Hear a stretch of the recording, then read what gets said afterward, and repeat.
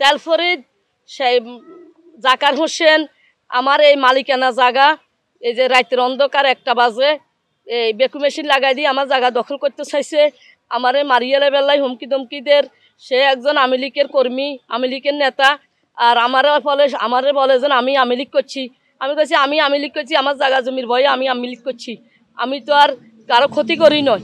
সে এইভাবে মনে করেন আমার জায়গা রাতের অন্ধকারে সে কোন দিই মারি দি বেকু মেশিন দিয়ে কোন দিই সে আমার জায়গাগুলো লই যার আমার মাইদুর করিবার লয়।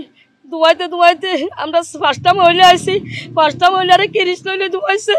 এলাকার কোনো লোক বাইরও নয়, আশপাশে এই যে হুজুরেরা আছে সবাই জানে, এখানে হাজার হাজার হুলাহাইন আছে, মাদ্রাসার সবাই দেখছে, সবাই জানে। রাতের 1টা তো শুরু করছে বেকু মেশিন দিয়ে কাটা। আমি ত্রিপল লাইনে হাসবার সবার ফোন করছি, আমি থানায় ফোন করছি, আমি সাংবাদিকের সবারই ফোন করছি, কেউ আমার জায়গা বন্ধ করে নয়। সে মারি কাড়ি শেষ করি চলে গেছে। আজ যা বলে যে ঘর দিব, ঘরের কাছে আইলে আমার মারিয়া লাগবে, আমার জানে মারিয়া লাগবে। বাজে যখন আমার বোন ফোন দিছে তখন আমি 11টা বাজে আসলাম। বোনের দ্বারা এখানে আসি, এক দোকান বসি। এরপরে আপনি কোথায় এখানে যখন মারি কাড়া চলতেছে, আরও অনেকটা মহিলা আইছে, পুরুষ আইছে, এরাও আইছে।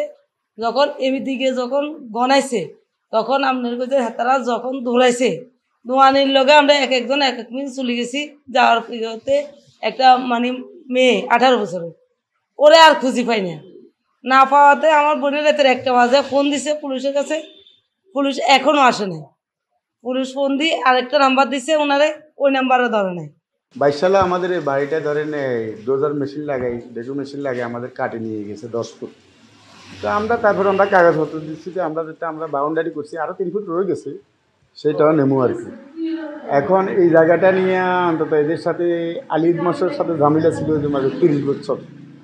এরপরে যে 2-3 বছর 5 বছর মনে হয় আলিয়া মেম্বার থেকে মনে হয় দখল করতে পারে না বিদায় আলিদ মাস্টারে বিক্রি করে দিয়েছে আলিয়া মেম্বারের কাছে।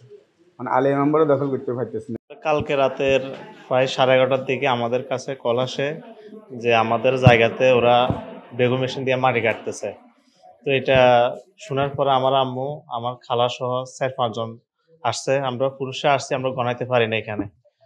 মানে এরা প্রায় 300 থেকে 350 লোক এখানে আনছে, মানে জলদস্যু আর কি। লাঠি ছোটা নিয়ে কারো কাছে আপনার রান্দা, কারো কাছে লাঠি, এ মিলে এরা রাস্তায় দাঁড়িয়ে রয়েছে। আমরা আর এখানে আসতে পারি না। তো হঠাৎ করে আমার আম্মু এখানে আসতে চাইছিল, আমার আম্মু গণাইতে পারে নাই।